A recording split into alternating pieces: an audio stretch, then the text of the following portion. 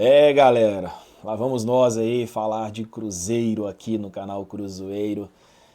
E a cada vídeo que eu venho gravar pra vocês aqui é uma decepção diferente, né? A sensação que eu tenho como torcedor é que eu só espero o pior do Cruzeiro. Parece que a cada jogo, a cada semana, a gente sempre vai acontecer uma coisa ruim, vai ter um outro problema e tal. É um turbilhão de assuntos sobre Cruzeiro. Não sei se é porque a gente está na bolha cruzeirense da internet, então a gente vê muito sobre isso, mas não. A gente segue perfis de futebol no geral que comentam de todos e o foco está sempre sendo falado. Cruzeiro. Se não for o Cruzeiro especificamente, vai estar falando de Gabigol, de Dudu e de Cássio. Bom, estou vindo aqui gravar esse vídeo com vocês no dia 25 de abril, logo depois aí da derrota do Cruzeiro contra o Palestino, mais uma derrota do Cruzeiro na Copa Sul-Americana, a terceira seguida. Perdeu duas fora de casa e uma em casa. 0 ponto. Em um grupo que tem um equatoriano chamado Mushuki Runa, onde tem um chileno chamado Palestino e um argentino, que não é Boca, River, Independente, Racing e companhia. É União Santa Fé. Quando foi divulgado os grupos, né, ali no sorteio, a gente olhava e falava, cara, dentro de todos os times ali, eu tinha até falado, o mais difícil era o Palestino.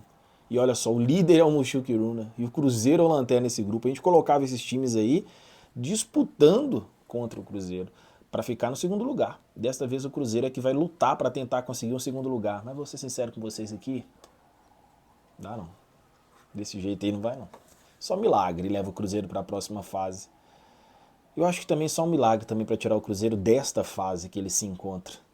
Porque não tem condição, cara. A gente tá vivendo tanto problema assim, né, o torcedor? Tá cansativo torcer pro Cruzeiro. O que eu mais troco ideia com a galera conversando sobre isso é que todo mundo fala, cara, eu não aguento mais ver jogo, eu não aguento mais acompanhar o negócio de Cruzeiro. Porque tá assim, esse turbilhão de coisas na internet, crítica tal, e uma coisa ruim, tá instaurado, mano, é um espiritual, parece, sabe? O tal do, do cara lá que fez o negócio, como é que chama? O pai de santo, né? Falou que faleceu, né? O cara, velho, que o Cruzeiro tinha que pagar ele, o cara até faleceu. E aí parece que é isso. A gente leva nessas superstições de brincadeira aí porque não tem explicação. O time, alguns jogos, consegue jogar bem. Eu já vi muito jogo pior do Cruzeiro. Aquele jogo que o Cruzeiro não consegue tocar a bola, não consegue fazer nada. O time constrói, o time tem oportunidades. O Gabigol colocou duas vezes o Lautaro na cara do gol contra o Palestino. A bola não entra. E aí por que que não entra? Por que que não acontece o gol? Por que que não tem assistência legal? Porque não tem qualidade. O elenco do Cruzeiro é limitado. Ele foi montado com uma esperança e sonho de um presidente de ter jogadores campeões, apenas por isso, não por estratégia de necessidade do elenco. Olha, nós precisamos de um jogador com característica X, nós precisamos de um jogador com característica Y. Não, o Cruzeiro foi na oportunidade de mercado. Olha o Dudu saindo do Palmeiras, vamos perder essa chance. O Cruzeiro está há muito tempo que não tem jogador, vamos ali atrás do Dudu, vamos atrás do Gabigol, vamos atrás do Cássio. Foi assim, e foi montando esses jogadores que trazem esse holofote tão alto para o Cruzeiro, porque esses caras são gigantes no futebol brasileiro. Então traz essa polêmica toda. Então virou esse turbilhão de confusão aqui no Cruzeiro. Mas, cara, eu não sei, galera, falar pra vocês, Vijão, como é que a gente vai sair dessa? Não sei, mano, não tem. Pra resumir, eu já cansei de falar, eu já repito, já trocou o treinador, já trocou o jogador, já trocou até o gestor da SAF. Agora a diretoria ali também mudou, né? A gente tinha uma diretoria com Paulo André, com Pedro Martins, aquele pessoal que era mais austero, né? Ali não era muito gastão, mas investia pouco, algumas coisas acertava, outros não. Já do Pedro, é assim, o Matos vai atrás dos caras, oportunidade aqui, liga pro Pedro, o Pedro dá um aval, ok, manda o dinheiro lá pro cara e contrataram a rodo, 200 milhões, isso é o balanço aí, né? Mais 200 milhões em contratação.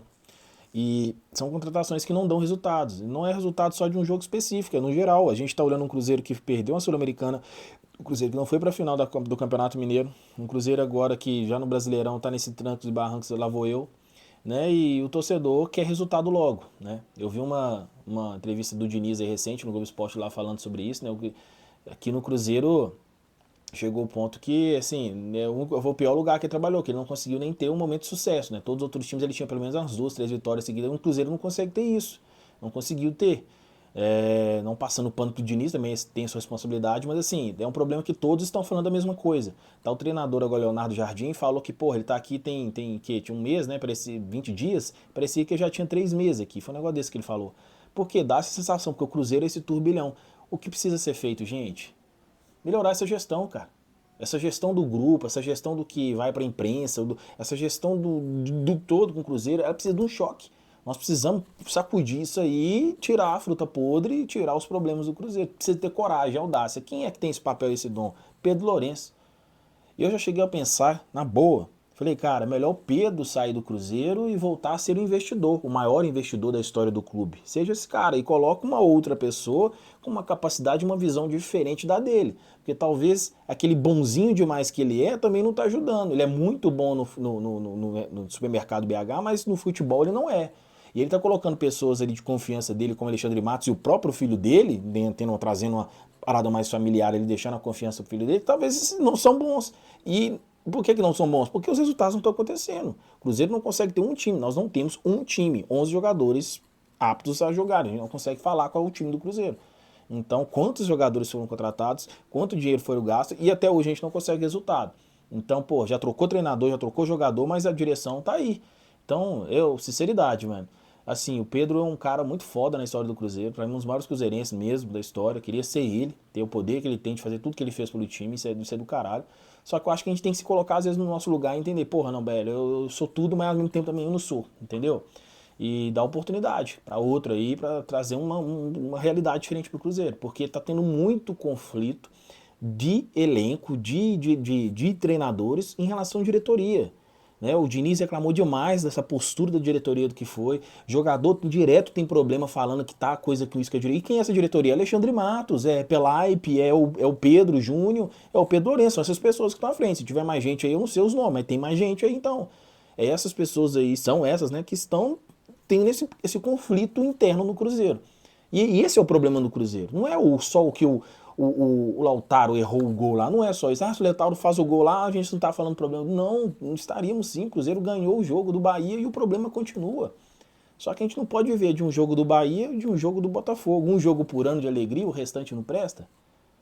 Então, assim, tá bem tenso, tá bem exaustivo aqui. E na minha visão é isso, cara. Eu acho que a gente precisa passar por uma reforma geral, um choque de gestão dentro do grupo, porque todas essas arestinhas, as ramificações que a gente tem na verdade, esses pontos micros aí, do Lautaro fazer isso, do Dudu dar uma declaração, todo esse problema passa desse problema lá de cima, que deixou tudo isso ser construído. Nós temos que cortar o mal pela raiz. Não é ficar cortando a pontinha da raiz. Tchau, Leonardo Jardim. Tchau, Lautaro. Tchau, Gabigol. Tchau, Dudu. Não é pontinha não, mano. Não é só essas pontinhas. Por quê? Porque o vírus você tem que eliminar lá de dentro da raiz. Aonde que está a doença, que está o câncer no Cruzeiro, tem que tirar isso. Você tira isso para depois você trazer um respiro diferente. Porque não adianta a gente ficar cortando isso aí na ponta da raiz. Tem que cortar ela por ela mesmo. Mas é isso, mano. Tamo junto aí. Deixa o like, seu comentário. Isso é um desabafo que eu iria falar aqui depois desse dia aí. E é nóis. Sei lá o que vai acontecer de nós aí. Agora tem Cruzeiro e Vasco. Tanta coisa a gente podia estar vivendo legal aí. Nada bom. Toda hora um trenzinho pra você. Cruzeiro e Vasco, um Berlante, que a diretoria levou o jogo pra lá. Por que não mandou pra outro? Ah, mano, aí vai uma coisa na outra. Tamo junto. É nóis.